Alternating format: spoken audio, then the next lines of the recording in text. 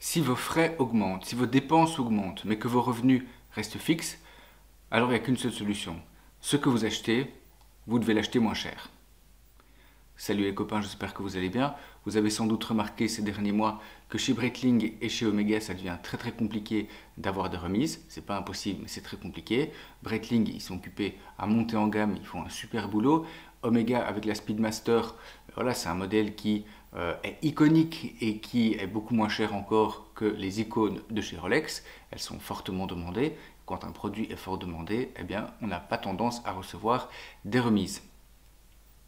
Dans cette vidéo, on va voir comment est-ce que j'ai négocié ma Black B36, qui est la montre que je porte en ce moment.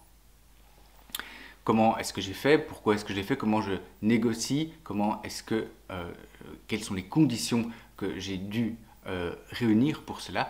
Et on commence directement avec ça. La première condition, c'est qu'il faut absolument faire ses devoirs. Donc ça veut dire savoir qu'est-ce que vous pouvez espérer obtenir sur un modèle.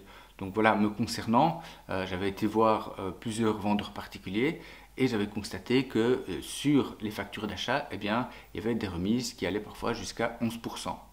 Donc pour moi, si je l'achetais neuve, c'était clair, je devais minimum avoir 10-11%.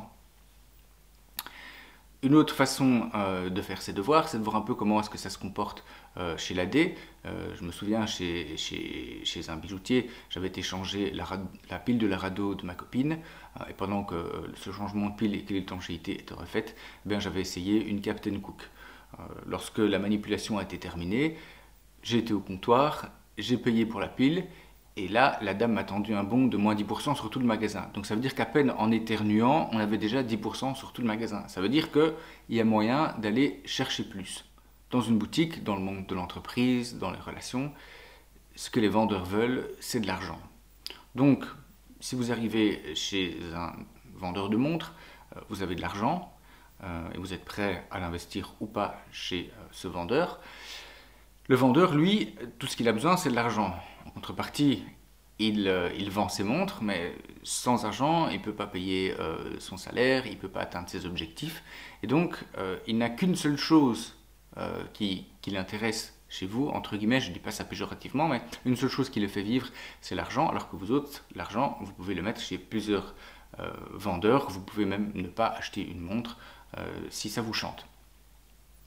Et donc, en prenant en compte cela, en prenant en compte le fait que la marchandise est de stock, parce que c'est une condition importante, en tout cas pour moi, si la marchandise est de stock, eh bien, ce stock, il faut savoir qu'il coûte de l'argent, puisque c'est de l'argent qui a été immobilisé dans une montre, de l'argent qui ne va pas naviguer, rapporter, et c'est aussi de l'argent qui a été mis dans un produit qu'il va falloir protéger au niveau du vol, au niveau voilà, de sa conservation, via les assurances. Donc plus on a un stock important, plus le risque augmente et plus la prime d'assurance est élevée pour les vendeurs, etc., etc.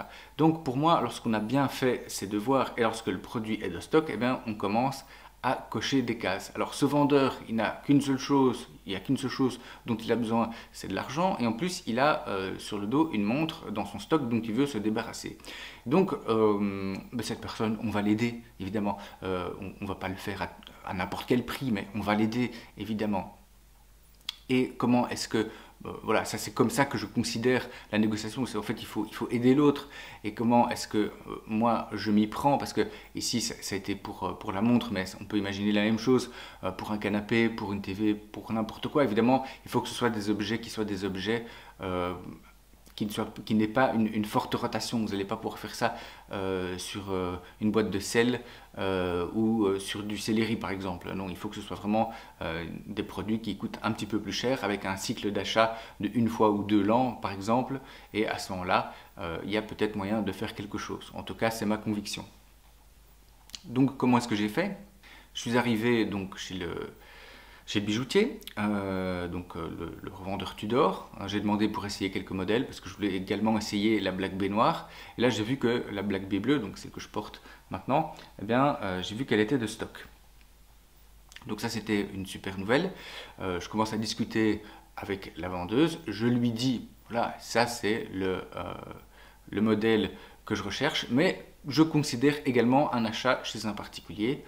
Donc je me tâte encore un peu. Et d'ailleurs, chez les particuliers, j'ai pu voir que ceux qui m'avaient montré la facture avec les papiers avaient droit à une réduction de 10-11%. Donc en fait, en moi-même, je convertis ça et ça fait quelque chose comme 302, 303 euros, quelque chose comme ça. Et là, je dis à la dame, voilà, moi je suis intéressé par cette montre. Je suis intéressé par l'acheter chez une bijouterie comme la vôtre pour avoir tous les services. Par contre, ce qui est important pour moi, c'est de payer le même prix que mes camarades ont payé chez d'autres AD dans d'autres villes. Donc, ce que je lui dis, c'est que si vous pouvez me faire cette montre maintenant avec une réduction de 302 euros, je ne parle même pas de pourcentage ou quoi, c'est le prix directement, eh bien là, je vous la prends. Je dis, je vous la prends tout de suite, il n'y a pas de chipoter, il n'y a pas de je vais demander à ma femme ou quoi. Non, je la prends, c'est ça que je veux obtenir. Salut les copains, c'est moi, je suis occupé à éditer la vidéo. J'ai complètement oublié de vous dire que j'avais été précédemment chez un autre dealer autorisé pour négocier moins 15% sur cette montre et qu'on m'avait répondu que c'était tout bonnement impossible ce niveau-là de réduction. Voilà, je vous souhaite bonne poursuite de vidéo. À ce moment-là, la personne est allée s'effacer parce qu'elle ne pouvait pas donner la réponse tout de suite, mais donc elle s'est absentée quelque temps. Elle est revenue pour me dire que c'était OK. Et donc, voilà, j'ai pu économiser environ 300 euros. Alors le montant exact, je ne sais pas, mais ce que je veux dire par là, c'est que j'étais vraiment venu avec un montant fixe, quoi. C'était genre 302 euros et pas 1 euro de plus et pas 1 euro de moins. Je le disais avec beaucoup de politesse et de respect, évidemment. C'est hyper important, quoi, de rester respectueux et de rester digne aussi. Mais j'étais vraiment ferme quant au fait que voilà, c'était ça que je voulais avoir. Je ne lui ai même pas demandé. Si ça tombe, elle pouvait me faire 400 euros, mais voilà, non, j'étais venu avec ce montant-là. La négociation, c'est aussi pouvoir dire stop à tout moment. Donc quand on négocie pour un truc dont on rêve, que c'est l'accomplissement de toute une vie et qu'il n'y en a pas beaucoup, etc., etc., ben voilà, il faut être prêt à se dire, ben voilà, si ça ne tourne pas comme je veux, je suis prêt à tourner les talons ou bien à encaisser le fait que je vais payer le prix plein ou une réduction pas aussi grosse que ce que j'avais imaginé. Donc ça c'est super important parce que en fait quand on est prêt à tout lâcher, c'est à ce moment-là qu'on devient le plus incisif. Et je le dis et je le répète encore toujours avec beaucoup de respect, mais je veux dire avec un certain calme. Voilà, dénué d'émotions, ce qui est paradoxal alors qu'on parle de produits justement qui sont chargés d'émotions. Alors maintenant, quand on se place dans la vue du vendeur, bah donc le vendeur, qu'est-ce qu'il a? Il a une marge de 50% sur un modèle, ou allez, je sais pas, de 60 à 40% par exemple. Et qu'est-ce qu'il voit arriver? Il voit arriver un petit gars avec des lunettes, un blond, qui pousse la porte de son magasin. En 5 minutes, il a déjà trouvé le modèle qu'il lui fallait. Il ne doit pas commencer à marcher dans le magasin pendant 1h30 et à taper la causette. Et après ces 5 minutes, il dit tout de suite qu'en fait, il va l'acheter, mais voilà, il veut juste pas payer un prix plus cher que ce que les autres AD font comme remise. Mais quand on se place dans la tête du vendeur, évidemment, c'est super bien, c'est super pratique. Ça aussi, c'est rendre service. C'est sur l'heure du midi, la personne est occupée à manger un sandwich, bam, elle fait une vente, elle gagne encore sa vie, elle libère du stock, et puis next, quoi, suivant. Donc là, pour moi, dans cette négociation-là, les deux parties étaient gagnantes, et c'est important de le mentionner.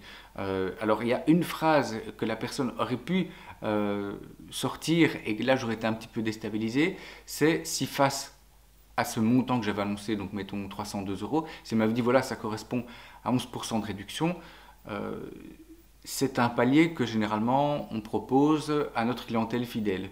Je ne peux pas vous le faire tout de suite. Si elle m'avait dit ça, ça m'aurait posé un problème parce que je ne faisais pas partie de sa clientèle fidèle ben voilà, je devais alors à ce moment-là savoir si j'allais pouvoir avoir cette réduction, ou donc une réduction moins grande, ou alors si j'allais devoir faire demi-tour. Mais ça ne s'est pas passé.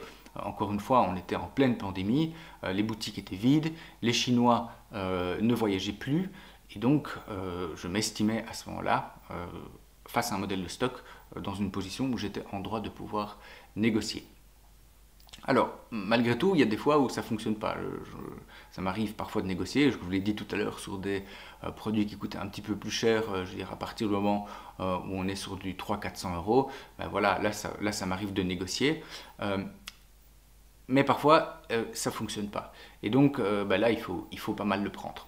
Quand ça ne fonctionne pas, il y a peut-être quelque chose qui peut vous enrichir sans appauvrir la personne en face de vous, donc sans appauvrir le bijoutier, c'est par exemple qu'elle vous propose ou que vous demandiez quelque chose qui ne lui coûte rien, mais qui va vous permettre de ne pas dépenser de l'argent. Par exemple, le changement d'une pile, une étanchéité, le polissage d'une petite montre que vous avez comme ça dans le tiroir. C'est une façon, en plus de la réduction, de pouvoir sortir, je dirais, avec quelques économies. Entre-temps, n'oubliez pas maintenant de vous abonner. Je ne vais pas vous demander comment est-ce que vous avez fait pour négocier, mais je vais plutôt vous demander est-ce que vous avez acheté une montre ces 6 derniers mois? Si c'est le cas, eh bien, dites-moi la marque et la réduction que vous avez eue, car ça permettra à tout le monde de pouvoir profiter de cette information et de faire un petit topo sur le marché à la lumière de la modeste audience de copains des montres. Merci de m'avoir suivi jusqu'ici. N'oubliez pas le pouce bleu.